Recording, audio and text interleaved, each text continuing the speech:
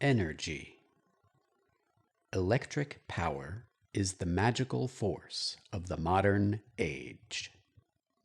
Indoor agriculture avoids depending on the sun, but it requires energy for the lights, water pumps, monitoring systems, etc. We are going to need a lot of power to sustain so many people. Will we run out of energy? No. There is a lot of energy available, and the amount of energy necessary to sustain a person is moderate. How we generate and manage the power to sustain people is still a critical choice that can affect the human carrying capacity of the Earth. There are many power generation technologies, but they derive from the fundamental forces of physics: the strong nuclear force, the weak nuclear force, and gravity. I will propose which currently available power generation technologies we should use. I also distinguish between active and passive. Active production of, for example, fresh water, requires pumping seawater to where it is needed, filtering seawater into fresh water, using the fresh water, collecting and treating the wastewater. This is an active process, artificial. People have to intervene and control every step. Compare this active process to passive water management, where people depend on the natural water cycle to move the water around, collect fresh water from wells and rain barrels, use the fresh water and dump the wastewater in the street or into rivers. The natural water cycle manages most aspects of dealing with water in this more passive approach, but it leaves people vulnerable to droughts or water contamination. Energy generation technologies. Nuclear. Nuclear power generation has two available mechanisms: nuclear fission and nuclear fusion. Active fission. Conventional nuclear power. Find and extract uranium or thorium ore, refine it, manufacture fuel rods, manage the fuel with the reactor to generate energy. Breed more fuel, treat the nuclear waste, dispose and store the nuclear waste. Complex and has risks. Passive fission. Decay of radioactive materials underground generates heat that contributes to the overall heat of the interior of the Earth, usable by geothermal power generators. No mining, refinement, manufacturing, treatment, disposal, or storage of nuclear materials is necessary. Total utilization of all radioactive materials, except for breeding. Active fusion. Artificial fusion power. Not an operational technology today, excluded from this analysis. Passive fusion. Solar power. The sun generates so much power, we don't know what to do with it. Yet. Solar panels and batteries can easily collect enough energy from the surface of the Earth for current human energy demand. Energy is lost if we have to transmit it over long distances, and seasons and cloud cover can significantly reduce the practicality of solar panels on parts of the Earth's surface, terrestrial solar. These problems do not exist in Earth orbit. A satellite with solar panels orbiting the Earth can collect strong solar energy half of the time or even all of the time, depending on its orbit. Solar power collecting satellites can beam the energy down to the surface of the Earth using microwaves, where a special receiver, called a rectenna, can safely collect the microwaves and convert them to electricity we can use. This method works at all times and all locations on Earth. Space-based solar panels are not visible from the ground, don't take up space on the surface of the Earth, and are scalable to collect an almost unlimited amount of power. There is effectively unlimited power from the sun. We can beam it to Earth's surface and have effectively free, unlimited energy. Furthermore, this is not a theoretical energy source. This is a proven and demonstrated technology. It just hasn't been necessary to apply it yet. Gravity. Heat of formation of the Earth. Geothermal energy is a passive power generation technology that uses the temperature difference between the hot center of the Earth and the cold crust to generate energy. Geothermal energy technology has been developed and operational for a long time. but conventional geothermal is limited to active geothermal areas, for example, volcanic areas like Iceland. There have been recent significant improvements to geothermal energy technology, called enhanced geothermal. Enhanced geothermal energy generation can work almost anywhere on Earth. The enhancement refers to two improvements over conventional geothermal: new drilling technologies and hydraulic fracturing. These technologies allow wells to be drilled better, faster, cheaper. And the hydraulic fracturing uses pure water to crack open the rocks underground. Operators then pump water into the well, and the hot rock boils the water into pressurized steam, which can be used to generate electricity. Enhanced geothermal can cause small earthquakes. The amount of power available with geothermal is significant but limited. It is an ideal form of energy generation for sustainability because it makes use of the waste heat of the Earth that humanity has to live with anyway. Sustainable energy generation. My analysis relies on geothermal and space-based solar power, SBSP. Starting today, sunny areas could adopt terrestrial solar and batteries to meet their energy needs. And areas without enough sun can drill geothermal wells. Both of these technologies can provide consistent, sustainable energy as the population grows. Using existing space launch and satellite technologies, we can introduce global SBSP and continuously increase capacity. As long as the production, delivery, and maintenance of SBSP meets or exceeds the energy demands of the growing population, there is effectively no limit to the amount of energy available on Earth to support human population. SBSP is not outside of Earth's area of influence. It is just outside of Earth's atmosphere. For efficient transmission of the energy, the satellites can't be too far away, so the SBSP satellites would be in medium Earth orbit, firmly within Earth's influence and legitimately contributing to the human carrying capacity of the Earth. Analysis of energy use per person in kilowatt hours per day. 8 for food. 5 for industry. 3 for life support. 3 for climate control. 1 for transport. 1 for personal care. 1 for backup. 1 for lighting. 0.5 for entertainment. 0.5 for medical. 0.5 for maintenance. 0.4 for communications. 0.2 for education. 0.1 for water treatment. In total, 25.25 kilowatt hours per day per person, which is equivalent to 1,052 watts per person continuous. Geothermal power. Total available geothermal energy is 100 terawatts. The Earth population limit of geothermal energy is 95 billion people. Terrestrial solar power. The total amount of incoming solar energy, insolation, at the surface of the Earth is 89 petawatts. If the entire surface of the Earth was completely covered with solar panels at 20% conversion efficiency, we could collect 18 petawatts. We do not currently have the technology to cover and maintain solar panels over the entire surface of the Earth.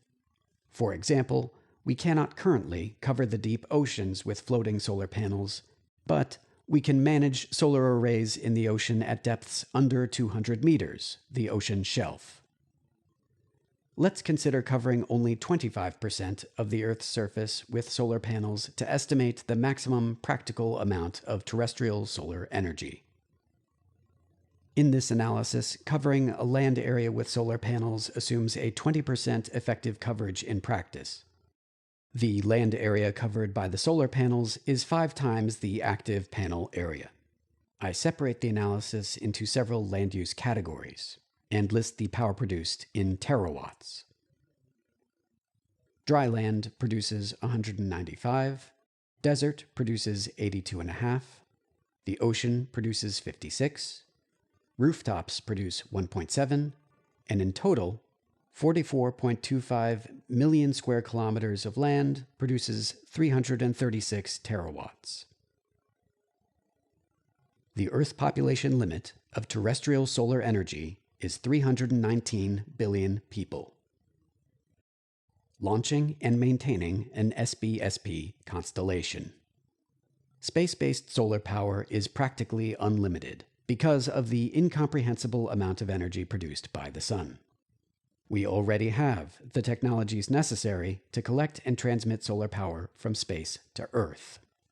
Scaling SBSP requires solving many different problems. Many of the problems are already individually solved, some solutions are partially proven, and some are certainly feasible but not developed yet. The design of the satellites should emphasize efficacy, simplicity, and durability. My proposed design consists of a three-dimensional cross of structural beams, with solar panels extending from the beams. The beams all connect to a central core with the batteries, computers, antennas, etc. All of the beams extending from the core can rotate to orient the panels. The solar panels are triple use.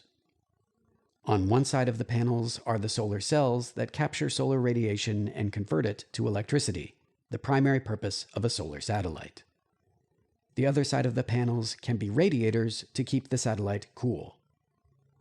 The third use of the solar panels is as solar sails, to gently shift the rotation and position of the satellite by rotating the panels to face, redirect, or cut through the solar wind. Terrestrial solar panels are often backed with plastic, but these solar panels will be backed with glass because glass is more durable than plastic in space. Solar panels can operate for a long time in space, but experience about 2% annual degradation in performance, caused by high-energy particles damaging the electronics and micrometeorite impacts.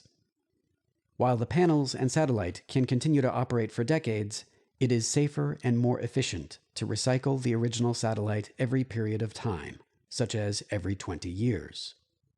Recycling the satellite involves capture, disassembly, melt, refine, and manufacture. The satellites are composed of materials that are simple to recycle and manufacture.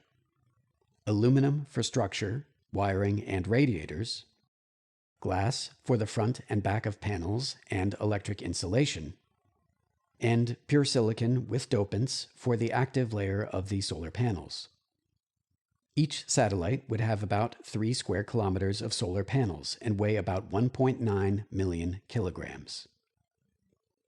The constellation would require in-orbit satellite production facilities that would receive materials or components launched from Earth, or collect existing satellites at end of life, to produce new satellites to build or maintain the constellation.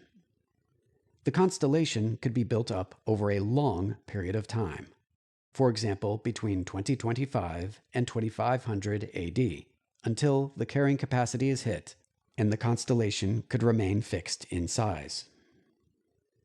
Table of the technologies required to produce and maintain an SBSP constellation, listing the technology, its proven scale today, and the required scale for a large SBSP constellation. Solar panel production. Current global solar panel production of about 3,000 square kilometers per year, with no solar panel production in space. The constellation would require in-space solar panel production of 3.54 million square kilometers per year. Satellite production. Current global terrestrial satellite production of about 2,781 satellites per year, with occasional in-space satellite assembly. While we require in-space production of 1.18 million satellites per year. Space launch capacity. Currently, we launch 2.6 million kilograms to orbit per year, while we require 68 billion kilograms to orbit per year. Rocket reuse. Currently, first stage reuse of a single booster of about 30. No second stage reuse, but second stage recovery is proven. Turnaround time is 9 days. While we require reuse of both stages in the hundreds, with turnaround times within hours. Satellite constellation management. Currently, we can manage 8,475 satellites in a constellation, while we require about 22 million satellites in a constellation. Solar satellites. Currently, we have 0.24 megawatts of solar capacity per satellite, while we require 478 megawatts of solar capacity per satellite. Solar sails. Currently, we have 196 square meters per satellite, while we require 3 million square meters per satellite. Solar power transmission from orbit to Earth's surface. Currently, we can do 0.01 watts per satellite, while we require 382 million watts per satellite. Satellite recycling in space. Currently, we can do small-scale demonstrations of cutting or melting metals of about 1 kilogram, while we require industrial-scale 2.2 trillion kilograms per year of materials such as aluminum, glass, and silicon. Space manufacturing. Currently, we do small-scale metal 3D printing, while we require industrial-scale manufacturing of satellite components such as aluminum beams and solar panels. Analysis of space-based solar power scaling. Solar radiation is constant at the orbital distance of the Earth from the Sun at 1,366 watts per square meter. The effective radius of an SBSP constellation at medium Earth orbit is 8,371 kilometers. The cross-sectional collection area of solar radiation is 220 million square kilometers. The total interceptable solar power at medium Earth orbit is 300 petawatts. The aerial coverage of satellites in an orbital constellation using multiple shells for collision avoidance is 10%. Solar panel efficiency using specialized multi-junction cells is 35%. Conversion and transmission efficiency from panel to ground is 80%. The overall system collection efficiency is 28%. The power delivered to ground is 8.42 petawatts. The Earth carrying capacity, due to the energy delivered from this space-based solar power constellation, is 8.42 petawatts divided by 1,052 watts per person, which is 8 trillion people. This is only an example calculation of a 10% coverage SBSP constellation at 2,000 kilometers altitude. This is not the actual limit of earthly SBSP. We can add additional shells of satellites outward, collecting more solar radiation and beaming it to Earth at about 1 petawatt per trillion people.